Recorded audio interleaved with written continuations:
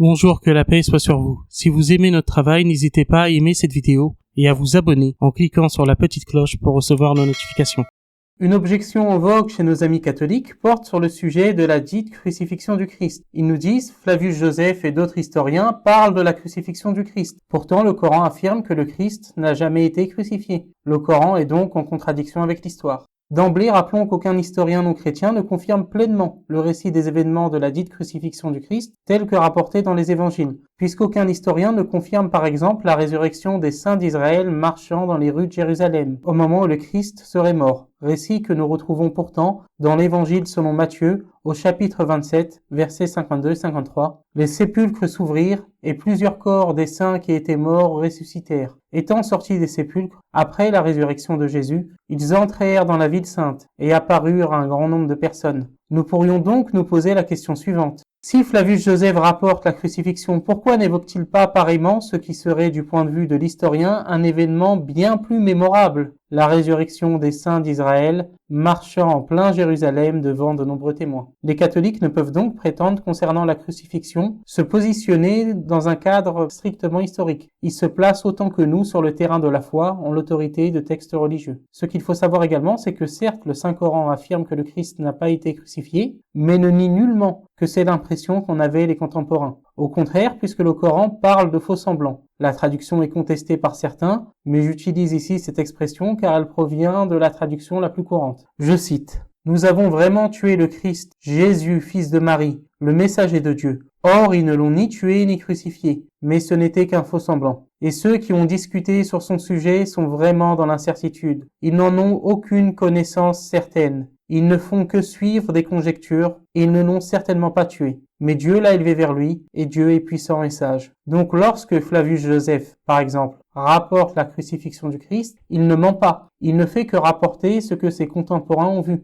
Un homme crucifié et qui avait l'apparence de Jésus-Christ. Le Coran, lui, ne se trompe pas, car il décrit ce qui est du domaine du miracle, du domaine de l'invisible. Dieu en effet a le pouvoir de sauver son messager, notamment en donnant l'apparence de ce messager à un autre homme. Je fais ici une petite parenthèse afin d'anticiper l'objection de certains de nos amis catholiques, qui vont probablement nous dire « Oui, mais pourquoi les musulmans ne sont pas d'accord entre eux sur ce sujet? Pourquoi y a-t-il autant de théories différentes parmi vos savants sur le faux-semblant ?» Ce qu'il faut savoir, et cela je vais l'expliquer plus tard dans cette vidéo si Dieu le veut, c'est que le sujet de la crucifixion de Jésus n'est pas d'une grande importance pour nous. Dieu aurait pu, par sa volonté permissive, permettre la mort du Christ sur la croix, et cela n'aurait rien changé au niveau de la théologie islamique sur le salut. C'est pourquoi nous pouvons affirmer sans trop prendre de risques que nos amis catholiques projettent sur notre théologie l'importance qu'ils donnent eux-mêmes au sujet de la crucifixion, dans leur théologie. Qui plus est, cette objection se retourne contre le catholicisme, puisqu'il y a aussi dans le catholicisme, sur des sujets sur lesquels le magistère n'a pas définitivement tranché, il y a une certaine liberté d'opinion. Ainsi, sur ces sujets, un catholique pourra choisir entre plusieurs opinions libres. Par exemple, les catholiques doivent certes croire en la prédestination, mais il coexiste au sein du catholicisme plusieurs explications concernant la prédestination, notamment entre l'explication thomiste et l'explication scotiste, alors que la prédestination est un sujet bien plus important que ne l'est, selon notre paradigme, la dite crucifixion du Christ. Si l'Église permet aux catholiques de choisir entre plusieurs opinions libres pour expliquer un sujet aussi important que la crucifixion, en quoi est-ce choquant que l'islam, tout en nous enseignant que Jésus n'est pas mort sur la croix, ne nous enseigne pas explicitement le comment de ce miracle du faux-semblant? Fin de la parenthèse, chers amis, revenons au cœur du sujet. À ce stade, les catholiques vont probablement nous rétorquer que ce miracle pose problème, car par ce faux-semblant, le Dieu de l'islam aurait induit en erreur les premiers chrétiens. Ce à quoi je répondrai de deux façons. Premièrement, il n'y a aucun lien intrinsèque entre la crucifixion d'un prophète et le salut. Il était totalement possible pour Dieu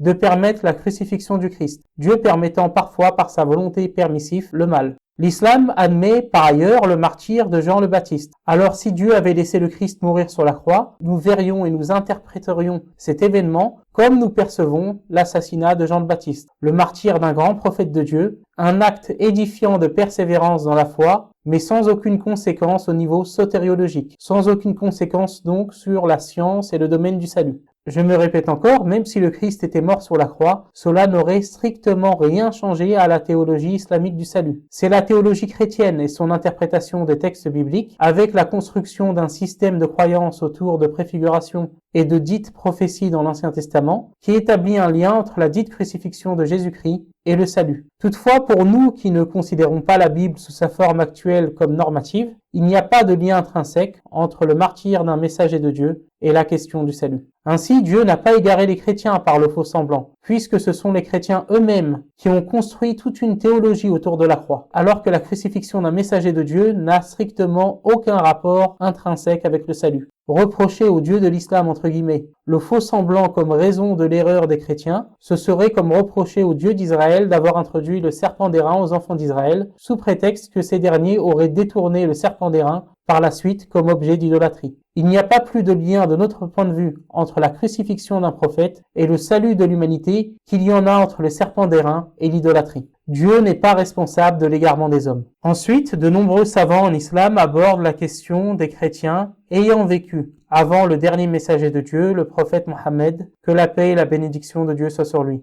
en expliquant qu'il est possible que ces personnes, que ces chrétiens, soient dans l'ignorance invincible. Il y a un article que je vous conseille à ce sujet sur l'excellent site de Maison Islam.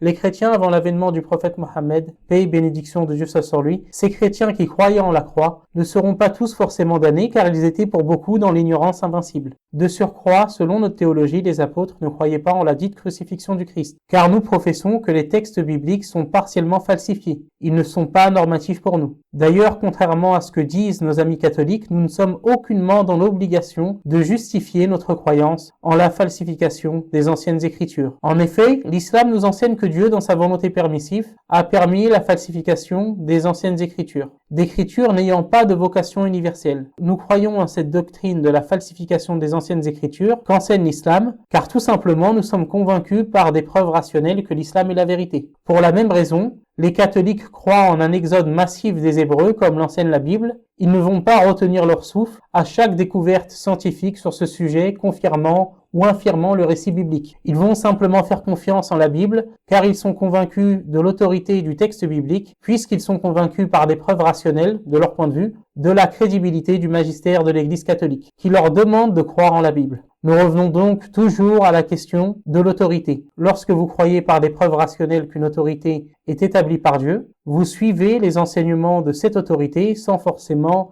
vérifier à chaque fois s'il y a des preuves historiques sur tel ou tel enseignement. Enfin, concernant plus précisément le faux semblant, le fait que Dieu ait accompli un miracle en donnant l'apparence de Jésus-Christ à quelqu'un d'autre ne devrait surprendre personne, et encore moins nos amis catholiques. Je vais vous proposer, chers amis, une expérience de pensée. Imaginons un instant que nous nous retrouvions au moment de la dite crucifixion du Christ. Nous voyons devant nous un homme ayant l'apparence de Jésus sur une croix, homme que nous prenons pour le Christ, car nous n'avons aucune raison de douter de l'identité de l'individu sur la croix. Sauf que dans les faits, l'homme en question est Judas Iscariote. Il n'y a pas d'unanimité en islam parmi les savants sur l'identité de cette personne crucifiée en lieu et place de Jésus, mais disons ici que c'est bien Judas Iscariote. Judas Iscariote sous les apparences de Jésus-Christ. Maintenant, reprenons notre machine à remonter le temps, pour retourner en 2024, et allons dans une église catholique pour assister à une messe, qui est, selon le catholicisme, la représentation non sanglante du sacrifice du Christ sur le mont Golgotha. Nous voyons lors de cette messe le prêtre qui consacre l'hostie. Que voyons-nous en tant que non-catholiques dans les mains du prêtre? Un simple morceau de pain. Pourtant, selon le catholicisme, ce n'est pas le cas, car comme l'enseigne le catéchisme depuis 10, qu'est-ce donc l'hostie avant la consécration? L'hostie avant la consécration, c'est du pain. Après la consécration, qu'est l'hostie? Après la consécration, l'hostie est le vrai corps de notre Seigneur Jésus-Christ, sous les espèces du pain. Le catéchisme de Pie X précise en outre comment les espèces du pain et du vin peuvent-elles rester sans leur substance. Les espèces du pain et du vin restent merveilleusement sans leur substance par la vertu du Dieu Tout-Puissant. Sous les espèces du pain, n'y a-t-il que le corps de Jésus-Christ? Et sous les espèces du vin, n'y a-t-il que son sang? Autant sous les espèces du pain que sous les espèces du vin, Jésus-Christ est vivant, et tout entier dans son corps, son sang, son âme et sa divinité.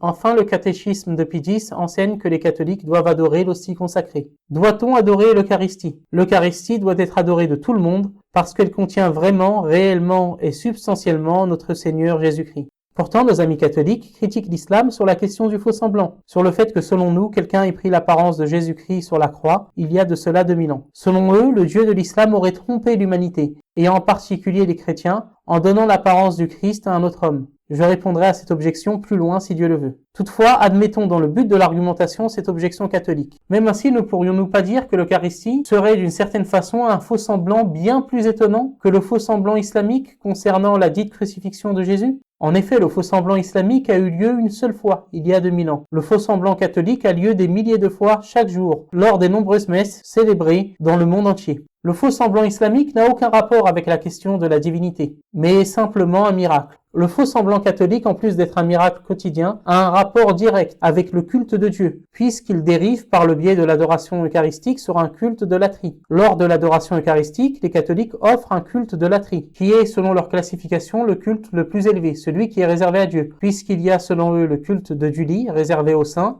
le culte d'Hyperdulie réservé à la Vierge Marie, tous les deux sont des cultes de vénération, et le culte de latrie, qui est un culte d'adoration réservé à Dieu seul. Je reprends ici bien entendu leur terminologie et leur classification. Nous, en tant que musulmans, notre faux semblant, c'est de croire qu'un homme, nous allons dire ici par exemple Judas Iscariote, a pris miraculeusement une seule fois dans l'histoire les apparences du Christ sur la croix. Votre faux semblant, amis catholiques, c'est de croire que le Christ est présent des milliers de fois par jour sous les apparences des espèces consacrées, du pain et du vin, mais que ne subsistent, et c'est ce que nous voyons à nos yeux, que les accidents du pain et du vin. Je vous pose alors la question, chers amis, quel est le faux semblant le plus difficile à croire?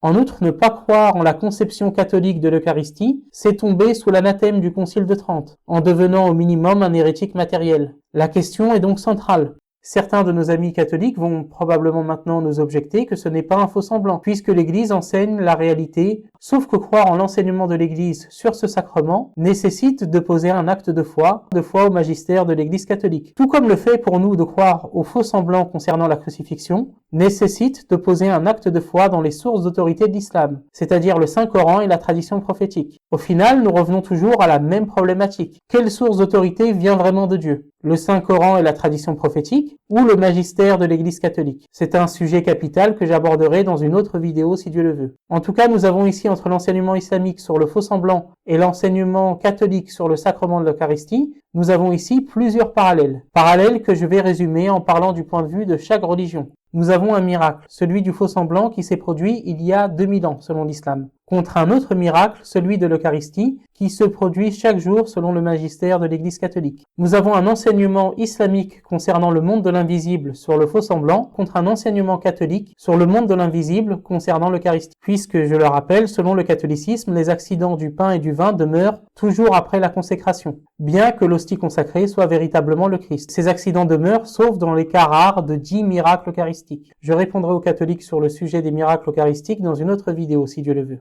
Je vais, avant de conclure cette vidéo, anticiper une ultime objection de nos amis catholiques, qui nous diront probablement « Pourquoi alors, selon vous, Dieu aurait-il attendu 600 ans pour nous révéler la vérité sur la crucifixion ?» Je répondrai simplement en rappelant que c'est parce que ce sujet n'a pas une importance capitale au niveau théologique de notre point de vue, dans notre théologie, dans notre paradigme. Par exemple, vous remarquerez que le Saint-Coran reproche aux chrétiens, aux catholiques de croire en la Trinité, mais ne reproche pas aux chrétiens de croire en la crucifixion. Le Saint-Coran rappelle la réalité du monde de l'invisible concernant la crucifixion par rapport à une querelle, par rapport à ceux qui se sont vantés d'être responsables de la mort de Jésus-Christ. Mais le Coran ne reproche pas directement aux chrétiens, aux catholiques, d'avoir cru en la crucifixion. Il révèle la vérité sur cet événement, mais il ne fait pas de reproche directement aux chrétiens. Et je répondrai surtout à cette objection en pointant du doigt l'incohérence de celle-ci avec le catholicisme, puisque selon les catholiques, Dieu aurait attendu plus de 1800 ans avant de révéler progressivement sa nature trinitaire, qu'il n'aurait révélé que partiellement et très progressivement dans l'Ancien Testament. Si selon vous, Dieu aurait pu attendre aussi longtemps avant de révéler ce qui est selon votre paradigme sa nature aux hommes, sa nature trinitaire,